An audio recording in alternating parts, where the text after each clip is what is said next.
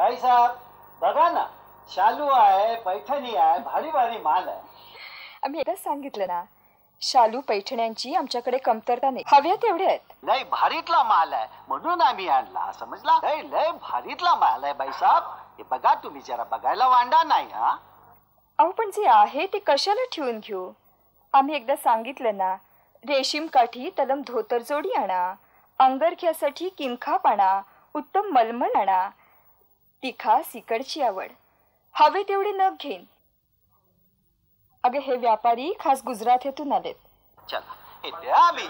पण म्हणजे कधी येणार? आवता महिना मंडी येईल आपण. पुढच्या महिन्यात?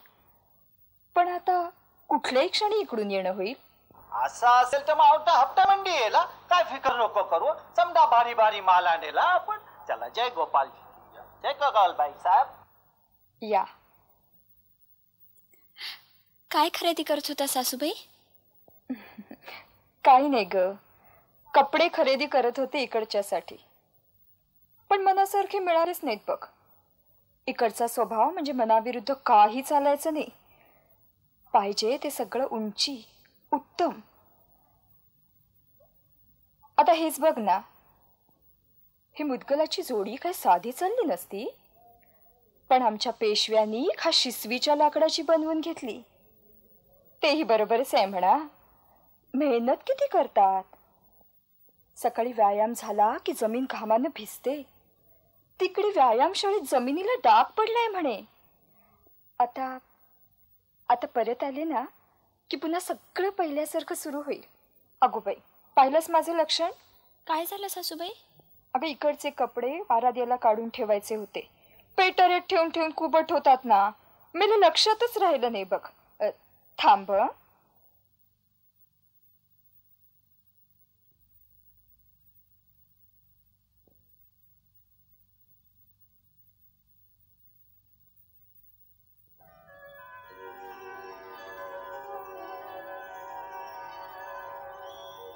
वास बघ, कनूची अत्तरच आहे.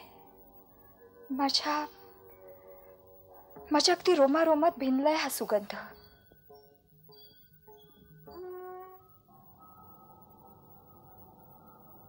पण मी म्हणते, माणसाला अशी स्वप्न का पडावीत? स्वप्न? हो, काल रात्रीच मला पडलं ग. त्या स्वप्नाची आठवण झाली तरी अंगावर नुसता शार आहे तो. म्हणजे बघ, मी अशी कुठेतरी उभी. मला वाटतं प्रथम वरच्या मालाच्या खिडकीशी, आणि अगदी अचानक इकडची हाक आली. पार्वती, पार्वती इकडे ये. पार्वती, दार उघड, मी आलोय. अगं इकडे तिकडे नाही. या बोला, मी सदाशिवराव पेशवा. जीवाचं अगदी पाणी झालं. आणि अचानक मी जागी झाले. तेव्हाच कळलं की ते स्वप्न होतं.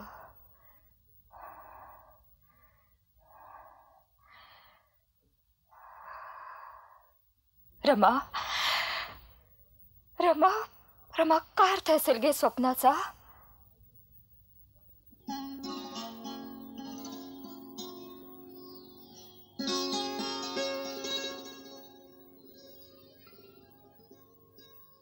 मैना, ठीक आहे ना ग सगळं?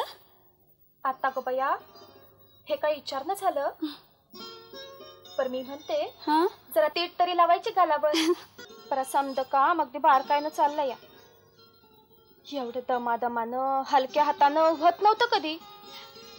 रोज कुणाकरता नटायचं होतं का? अक्षी बराबर आहे बघा. घरचा धनी घरला नसल्यावर समद घर कसं पारोशागत निवांत बसल्यासारखं वाटतं या. आता जरा वाड्यामध्ये बाहेर बघा. समजा वाडा कसा धनी येणार म्हटल्यावर काट टाकल्यागत चकाचक करतो या. अगं इकडची ही पहिलीच मोहीम. त्यात वडीलधारी मंडळी सोडून आलेली. तरीही नेटानं पुढे गेलीस वारी. आता तूच सांग, त्याच थाटात स्वागत नको का व्हायला? पण स्वागत करा या. एक माणूस केवढं नटलंय. चल, सावट कुठली. आणि स्वतःचा चेहरा बघ इथं आरशात कसा ओसंडून वाहतोय ते. मी रामजी काकाला इकडचा महाल सजवायला सांगितला. आणि हो, बैठकी पण घालायच्यात.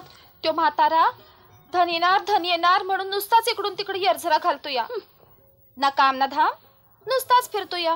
बघ, म्हणजे मलाच सगळं बघितलं पाहिजे, काय हवं काय नको ते. अरे विष्णू, अरे त्या श्यामदान्या नागरने शाप करून ठेवा. हे गोपाळा, अरे लक्ष कुठं तुझं? काय आहे रामजी काका, अजून काही तयारी नाही तुझी. संध्याकाळ होत आली. गोपाळ विष्णू गेले कुठे सगळे? हो हो हो हो, खिल्लारी जोडी जोडलेल्या बैलगाडीवाणी धडाधडा विचारत सुटलात. अहो मला थोडी सवड द्या सांगाया. आणखी काय सांगणार आहेस? एवढ्या तिकडनं येणं होईल आणि अजून काही तयारी नाही. अहो पण ऐकून तरी घ्या माझं. सकाळी उठल्यापासून पायाला पाय नाही माझ्या. तेच, सकाळपासून नुसत्या फेऱ्याच मारतोयस. महिन्यानं सांगितलंय मला सगळं. वाटलंच मला. ती टवळी जेव्हा दिसली तेव्हाच वाटलं की काहीतरी जाऊन सांगणार. अहो ताई साहेब, फेऱ्या मारल्या बिगर कामं होत्यात का? आताच मी त्या गोपाळानं विष्णूला आगरने आणि श्यामदाने शाप करायला सांगून आलो. आणा रे आणा, गालीच्या हात राहतो. आता तुम्ही असं करा, आता निवांत हिथून जावा आणि थोड्या वेळानं फेरी घाला. मग बघा कसा मी झाकपाक करून ठेवतो. निवांत कसं जायचं बाई माणसानं? उगीच हुरहुर लागून राहते.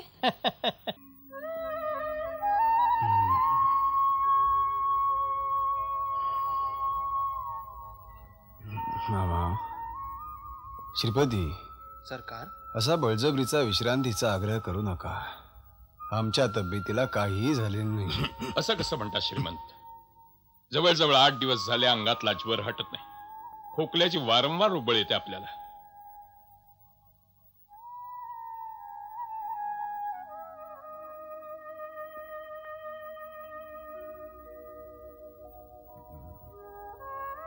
म्हणून काय झालं? इतक्या दगदगीनंतर एवढा त्रास हा व्हायचाच. पण तुम्ही दोघं असे आहात, इतकी काळजी घेता की एखाद्या ठणठणीत माणसाला सुद्धा वाटावं आपण जुनाट रुग्णाईत आहोत म्हणून.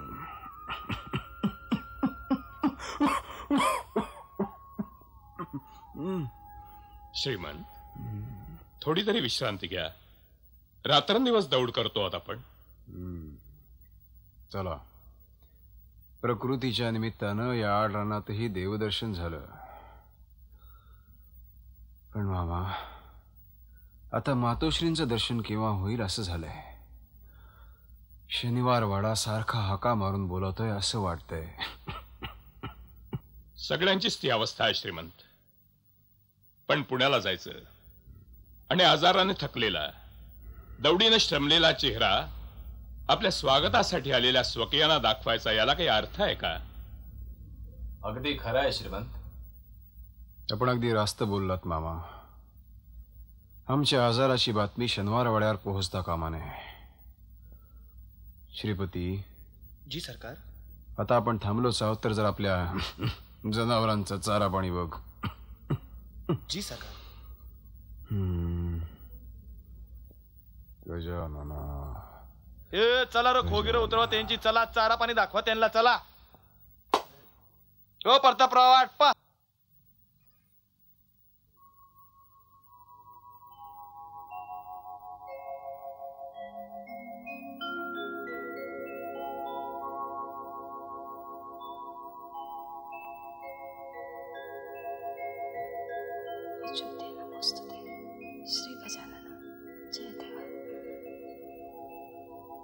अखंड सौभाग्यवती भव.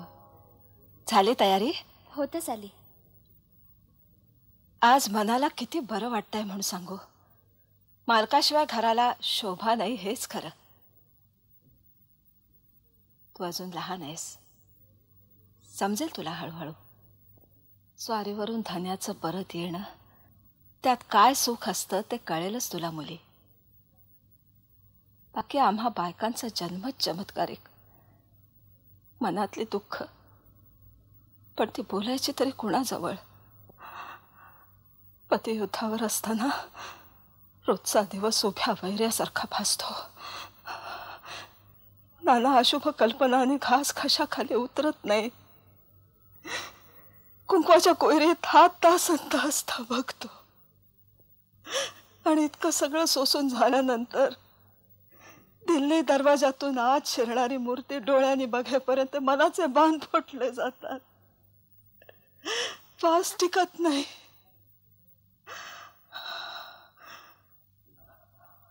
हा सगळा अनुभव तुला अजून यायचा आहे मुली.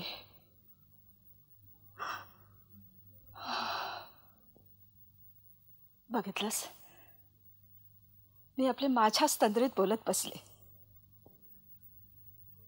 जा, सगळी तयारी व्यवस्थित झाली की नाही बघून ये. आणि हे बघ, जेवण झाल्यावर स्वस्थ झोप. दिवसभर शिंडलीस बरं बाळ. पण सासूबाई, अगं वेडे, माधव आला तर कळल्याशिवाय का राहणार आहे? हा, ये.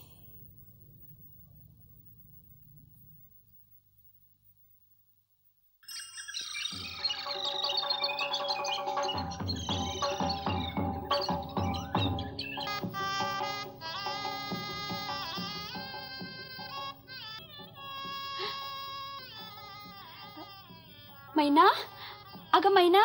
जी बाईसाहेब. अगं मला की नाही एक स्वप्न पडलं. ते काय बया?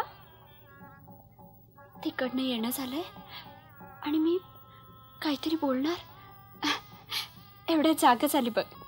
या स्वप्नाचं बी लय चमत्कारिक आहे बघा. काही स्वप्न लवकर पडत्यात. म्हणजे बाईसाहेब, सरकार काल रातच्यालाच वाड्यावर आल्यात. अगो बाई, खरं? सरकार म्हणालं झोपू देत म्हणून. समजली अक्कल. सासूबाई उठल्या कवा आज? हे बघ मैना, तू असं कर ना, तिकडे काय करतात बघून ये ना. कोण? मोठ्या बाईसाहेब? नाही ग. मग कोण बया? आता जातेस की? शिरपती, सरकार झोपले अजून? वय रातचं आल्या आल्या आईसाहेबांचं दर्शन घेतलं आणि ते झोपलं. ते अजून झोपल्यालाच आहे. 8 दिवस झाले असं चाललंय या अंगावर काढणं. एवढा मोठा राजा पर त्याची दाद नाही कुणासनी. बघितली तुमची आगत रातीच. काय झालं? मी तुमच्या एवढ्या मोहर मोहर मोहर मोहर मोहर मोहर मोहर करतीया, पर गडी एक सबूत बी बोलायला तयार नाही. आता कसं बोलणार? सरकार बरोबर केवढी पळापळ उडाली. हा, बरोबर आहे म्हणा तुमचं बी. मोठ्या धन्याचं चाकर ना तुम्ही. तसं नाही ग, पण आता आम्हासनी जाऊ द्या. बरं बरं जा. ए महिने दुपारच्या वक्ताला थोडी सवड गावल म्हणतो. नाही म्हणजे आपलं कानावर घातलेलं बरं. आम्हासनी येळ नाही बघा. ये महिने, अगं ये की. अगं ये ना इकडे ये. काय बोल बघू आता. सरकार आजारी आहेत, कुणासनी सांगायची नाही अशी सक्त ताकीद त्यांची, नाही तर बोलशीला सगळीकडे जाऊन. वा शिरपतराव, लई शान हात बघा तुम्ही. चाललं मोठं सांगायला.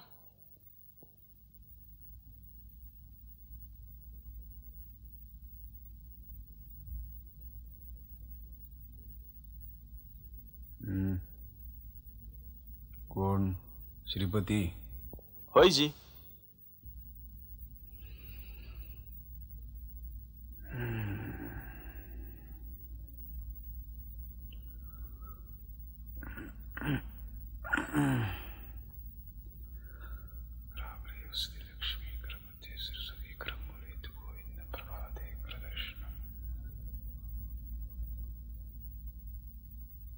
काय म्हणते स्वारी?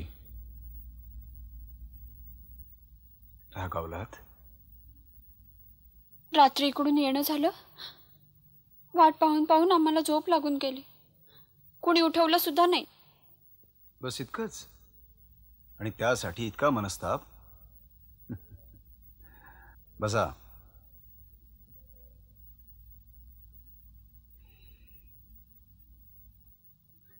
निदान आपण तरी उठवायला सांगायचं होतं. कशाला? रात्र खूप झाली होती म्हणून आम्हीच सांगितलं झोपू दे. आपल्याला बरं नाही ना? कोण म्हणाल? कुणी का सांगे ना? खरं आहे ना? छे हो, रपेटीत थोडा त्रास झाला इतकंच. बाकी आम्ही तसं अगदी ठणठणीत आहोत. सरकार, दादासाहेब येतात. माधवा.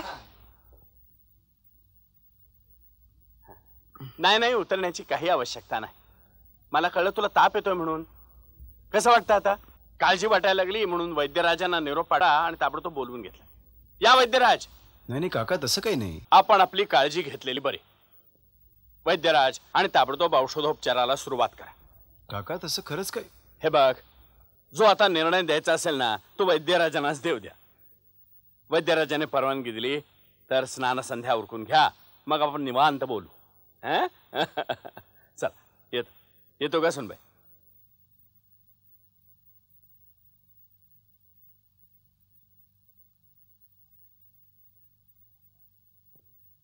विठे, अगं विठे. जी आई साहेब. हे बघ, माधवाच्या महाली जरा जाऊन ये. माधव उठलाय का बघ. आई साहेब, मी आता तिकडेच गेलते.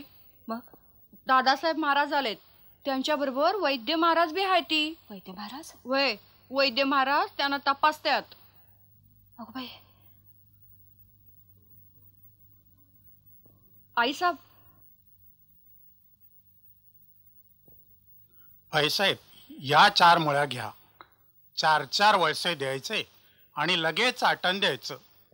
बाकीची औषधं मी स्वतः घेऊन येतो. दुधात उकळायच्या का पाण्यात? शुद्धोदकातून द्यायच्या.